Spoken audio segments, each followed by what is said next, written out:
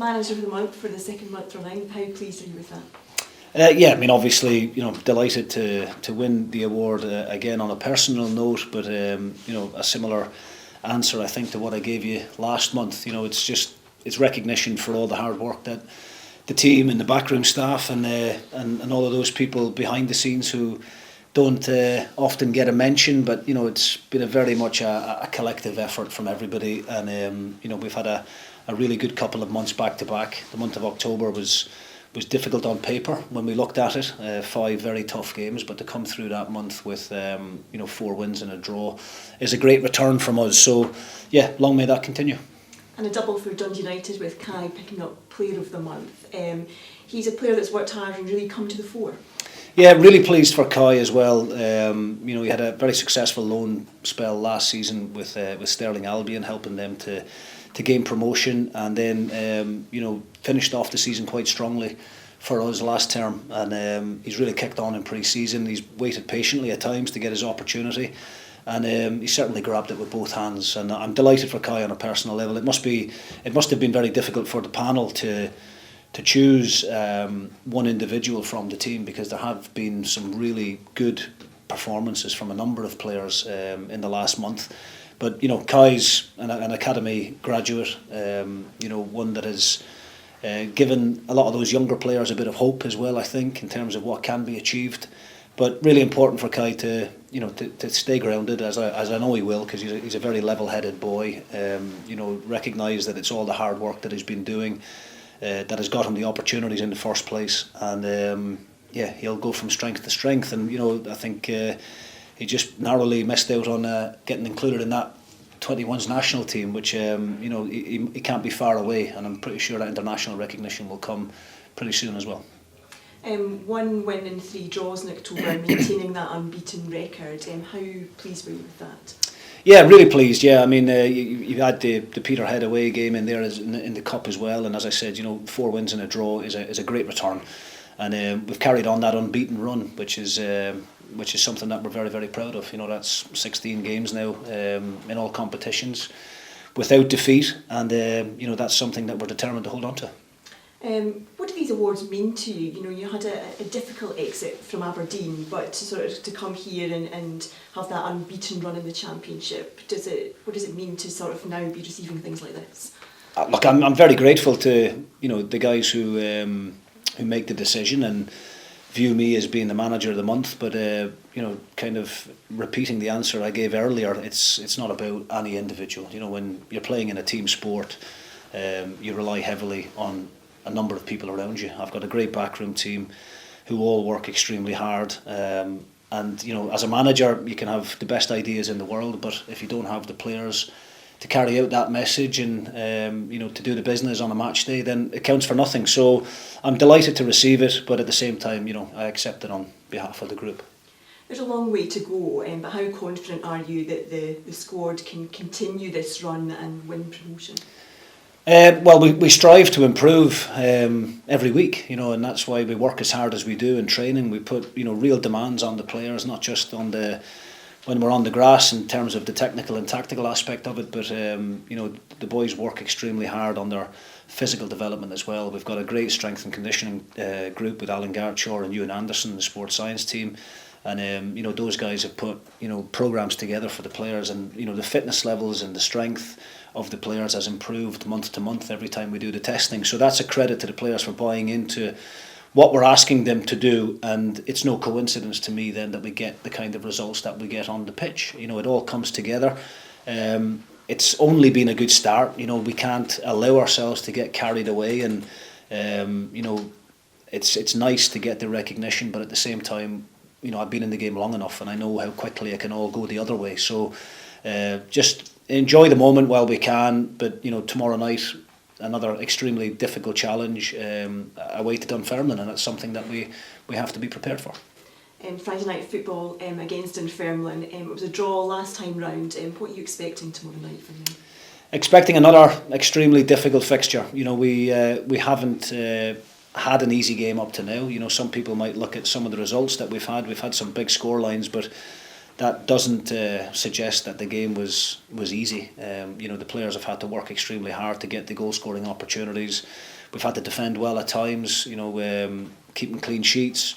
And, Dunfermline are a very good side. They've got some good experienced players, but also got some good young players as well. And, got good forward players that can really hurt you if the concentration levels aren't where they need to be. So, we're all really looking forward to it. Personally, I love Friday night football. I always enjoyed night games as a player anyway, but, I think it's a really good fixture to look forward to. I think it'll be a great atmosphere at East End Park. There always is. Dunfermline fans turn out in good numbers, and our supporters have been magnificent on the road, and we would expect a couple of thousand of them there at least tomorrow night to get behind the team and to encourage the players like they have done all season. And just finally from me, any team news? Ross Docherty, unfortunately, is going to be absent again tomorrow. It's nothing too serious. We would like to think that he'll be back available for the following weekend, but we don't want to take any unnecessary risks with him being such an important player for us. So when he does come back, we need him to be 100%, and we need him to be able to play consistently week after week, because it's been a little bit too stop-start for him at the moment. Archie Meekison's another one who tweaked his knee in training a couple of weeks ago, so again the game tomorrow night will be too soon for Archie. But other than that, we're in a great place. Liam Grimshaw missed the game on Saturday against Inverness. He had a kind of a 24-48 hour bug, but he's been back training with the group and feeling a lot stronger now. So we've got a very good squad of players to choose from, and we're all really looking forward to it. Thank you. Thank you. And you spoke about it a little bit just before there about tomorrow night's game obviously being Friday night under the lights, going to be a big crowd, and how much different does the atmosphere feel for players and managers? How different does it feel having that kind of night game for you? Listen, I know the traditionalists out there will prefer the 3:00 Saturday kickoff, but I just think Friday night football works for everybody on a whole lot of different levels. It allows young families to spend the Saturdays and Sundays together, and I think people finishing work early on a Friday, going to the pub after work and then heading along to the game, I think it adds to the excitement of it. So it does add a different dimension to your training and your preparation in terms of having that one less day of the week to prepare. But at the same time, I know from speaking to the players that they really enjoy it, and I think we'll have we've already had a couple in the league so far, and I'm pretty sure we'll have plenty more between now and the end of the season. And just on last week's draw, obviously another goal from Kevin Holt, and he's putting up quite a fight amongst the squad to be top scorer. And just how much of an asset is that to have someone like him that is putting up great numbers in goals as well? Well, it's something that we've been very good at as a team. We've not relied heavily on any one individual. I think I said this a couple of weeks ago as well, maybe after the Partick Thistle game when Kev got the hat trick. We do ask a lot of our defenders when they're going up there for the set plays. I think we've got some great quality coming in, some brilliant deliveries from the likes of Decky Glass and Glenn Middleton. Kai Fotheringham it was on Saturday to put the ball onto Holdy's head for the equaliser. So I think it's really important for any successful team to have goals coming from all areas of the park. Our midfielders have been chipping in. Scotty McMahon scored a couple of goals as well this season at left back, and it takes a little bit of pressure, I suppose, off of your forward players as well to know that there's going to be somebody else there to put the ball in the back of the net at the same time. 16 games undefeated. What's it like for yourself and the rest of the management team to keep the players focused on what they need to be doing? Well, the message has been very simple, and I think that's really important. I think as young managers and young coaches, I think we can sometimes overcomplicate things, and I think the message from me and from the backroom team has been very consistent to the players from the first day of pre-season. Just continuously reminding them of what our basic principles are in and out of possession, and in order for that to be successful, you need the players to buy into it, and the players have been brilliant at carrying out the instructions. The easy bit is my bit, where I can sit down in my office with a pad and paper and come up with different tactics and different formations, but the players have got the hard part to be able to carry out those instructions during the game. So very much a collective effort, but I believe in just keeping the message simple. I think repetition is very important. We don't make drastic changes week to week. We are flexible enough where we may need to tweak things during a game tactically, but you need that buy-in from the players, and they've been exceptional up to now. Looking at the position with Ross Docherty, he's a very important member of the squad. When he's not playing though, does he still help and contribute towards obviously the motivation for the players at the night? Definitely, yeah. I mean, through the week, he's club captain. He leads by example. Even when he's not out there on the training pitch, he's in the dressing room and he's continuously trying to drive home that message to make sure that the standards are still being maintained. He is a very important player for us. There's no getting away from that.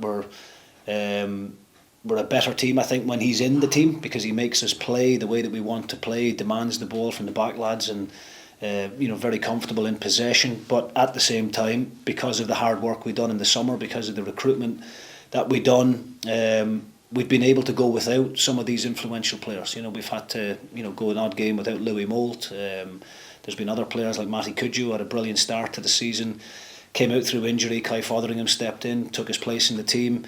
So I think that's really important as well, that you don't become too reliant on any one or two individuals, that you've got a squad of players there that when you get those injuries and suspensions, it doesn't take anything away from the team. And Jordan Tilson stepped into Doc's shoes at the Airdrie game when he went off injured and has been brilliant in the 2 games that he's played up to now. A lot of teams around you will be having a break next week because of the international break. Having to play in the Challenge Cup, is that something that's an extra distraction, or is that a positive to keep the motivation going? It's definitely not a distraction from our point of view. It's not our top priority of the season. I don't think anybody would mind me saying that, but at the same time, out of respect to the sponsors and to the cup itself, we've always fielded a very strong team, and any competition that we're in, we want to go and try and win it and go as far as we can. So another difficult fixture. We played Falkirk in the early part of the season, and we know how difficult that game is going to be, but at the same time we'll field a very strong 11 and we'll try and go and win that cup. It's as simple as that. But our sole focus right now is on the Dunfermline game tomorrow night.